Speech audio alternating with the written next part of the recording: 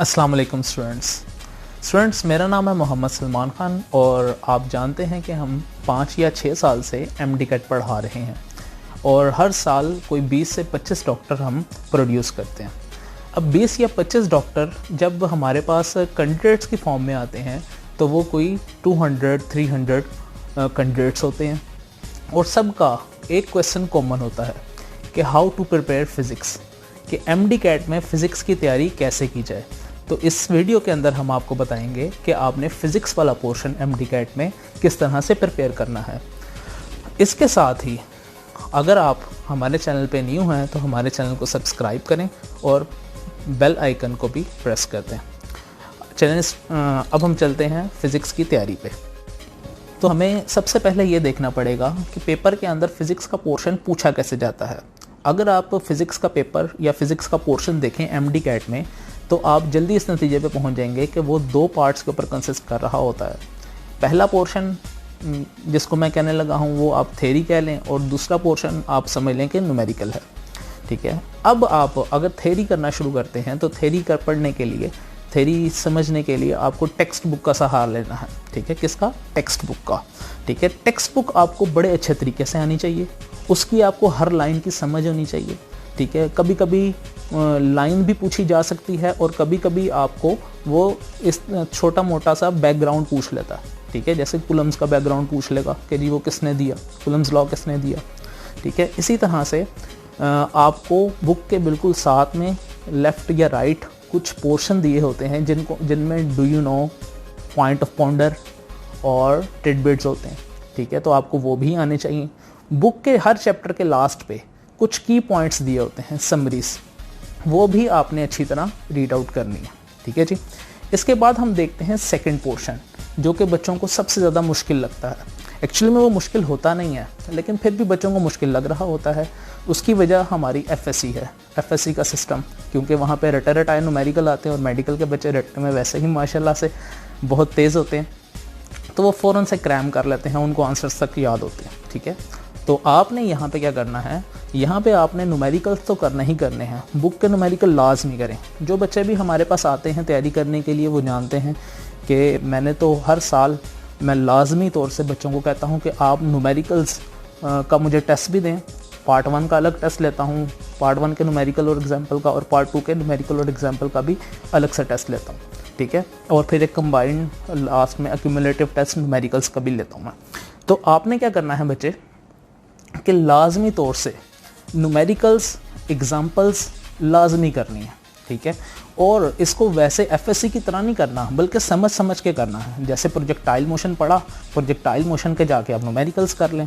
और आपको अगर एक छोटी सी मैं एग्जांपल दूं तो आप देखें प्रोजेक्टाइल मोशन का अगर आप 3.11, 3.12 न्यूमेरिकल करते हैं तो आपको जो समझ में आएगा कंसेप्ट 4 या 5 MCQs मिलेंगे जो कि MD कैट में पूछे जा चुके हैं।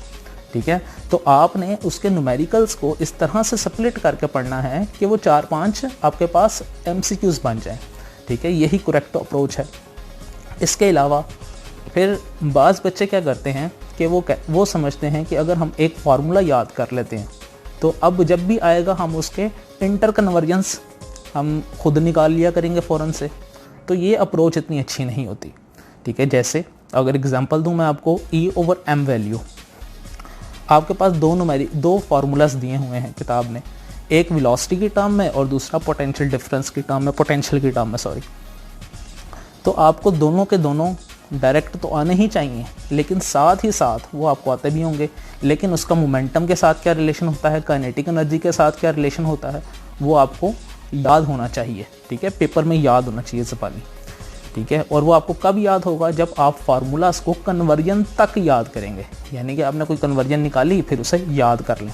ठीक है, तो आपके पास इस तरह से रिलेशंस जो हैं जिनमें बताना होता है कि अगर आप R को बढ़ाएं तो बताएं काइनेटिक एनर्जी कितनी बढ़ेगी या कम होगी, मोमेंटम को बढ़ाएं तो बताएं जी मास कितना कम या ज़्यादा हो रहा है अगर वेलोसिटी को कांस्टेंट रखें। तो इस तरह से छोटे छोटे से आपको फार्मूलाज, कन्वर्जन्स, ये सारी की सारी आपने साथ साथ निकालनी तो हैं। आप जहाँ से भी तैयारी कर रहे हैं वहाँ पे टीचर्स जो हैं MD कैट के वो लाजमी तौर से इस तरह के छोटे छोटे रिलेशंस निकलवाते हैं, ड्राइव करवाते हैं, लेकिन उसको आपने डायरेक्ट याद रखना है। ठीक है, मैं एक दफ़ा कर लें सॉल्व करके सबको ज़ुबानी याद रखें। ठीक है, आपको डायरेक्ट याद होना चाहिए, क्योंकि MCQ करने के लिए आपके पास बहुत ही शॉर्ट टाइम होता है। आप एक डेरिवेशन के अंदर उलझ के अपना पेपर ख़राब नहीं कर सकते। ठीक है, अपना MD-CAT का पोर्शन नहीं ख़राब कर सकते। तो आपको ये चीज़ें डायरेक्ट याद होनी चाहिए। ठीक है जी।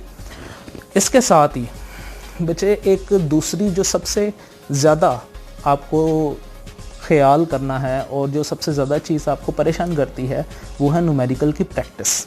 ठीक है, न्यूमेरिकल की प्रैक्टिस को आप एक मैकेनिकल वर्क समझें। जैसे कि आप गाड़ी चलाते हैं तो आपको शुरू में बड़ा मसला होता है कि जी मैंने स्टीयरिंग भी मोड़ना है। ठीक है, राइट मिरर से भी पीछे देखना है, लेफ़्ट मिरर से भी पीछे देखना है, और रेयर मिरर से भी आपको पीछे देखना है, और साथ ही साथ आपको गियर भी शिफ्ट करने हैं। ठीक है, साथ ही साथ क्लच और एक्सीलरेटर भी बैलेंस करना है। तो स्टार्ट के अंदर 4-5 चीज़ें बड़ी साथ साथ आपको पैरेलल चलानी होती हैं। तो आप जब गाड़ी सीखने लगते हैं तो आप कहते हैं कि ये तो जी बड़ी मुसीबत है। ठीक है, मैं कैसे कर पाऊँगा। लेकिन आप देखें, जैसे आप 3 या 4 साल गाड़ी चला लेते हैं, या इवन के 2 या 3 महीने भी आपको बार बार गाड़ी चलाते हुए हो जाते हैं, तो आप देखते हैं आप अनइंटेंशनली ही सारे काम परफॉर्म कर रहे होते हैं और आपको पता भी नहीं चलता। ठीक है, तो ये क्या हुआ, ये बेसिकली आपके माइंड के अंदर बात फीड हो गई। ठीक है, ये कंसेप्ट ऑटोमेटिकली आपके जहन में फीड हो गया कि ये गाड़ी ने कैसे चलना है, इसको मैंने मूव कैसे करवाना है। इसी तरह से जब आप न्यूमेरिकल कर रहे होते हैं तो स्टेटमेंट पढ़ने के बाद आपके जहन में कुछ चीज़ें आती हैं। ठीक है, जैसे कभी कभी आपके पास आता है कि मास और वेलोसिटी दी हुई है। ठीक है, तो मैं मोमेंटम कैसे निकालूँ, मोमेंटम का फार्मूला आ जाता है आपके जहन में। ठीक है, कभी कभी आपको कोई डेरिवेशन दी होती है तो आपको किसी इंटर कन्वर्जन के अंदर फार्मूला को कन्वर्ट करना होता है। तो आपके जहन में स्टेटमेंट पढ़ के फ़ौरन से परसीव होना चाहिए कि इस स्टेटमेंट से मैं किस तरह से आंसर निकालूं। ठीक है, और उसकी वो आप सिर्फ एक ही तरीके से कारआमद ला सकते हैं, अपने जहन में बिठा सकते हैं, और वो है बाय प्रैक्टिस। जितनी ज़्यादा आप प्रैक्टिस करेंगे उतना ज़्यादा आपको चीज़ें आ जाएंगी। ठीक है, तो practice makes a man perfect. आपने प्रैक्टिस लाजमी करनी है। एक आप आर्टिकल पढ़ें, उसको टेक्स्ट बुक से पढ़ें, टेक्स्ट बुक के बाद आप उसे देखें, अपने जो न्यूमेरिकल्स हैं साथ साथ न्यूमेरिकल्स करें। न्यूमेरिकल्स करने से मैंने आपको बताया कि 4-5 MD-CAT के MCQ सॉल्व हो जाते होते हैं, और साथ ही आप कोई भी एक प्रैक्टिस बुक पकड़ के उसको सॉल्व कर लें। ठीक है, इंशाल्लाह आपका ये मामला ठीक हो जाएगा।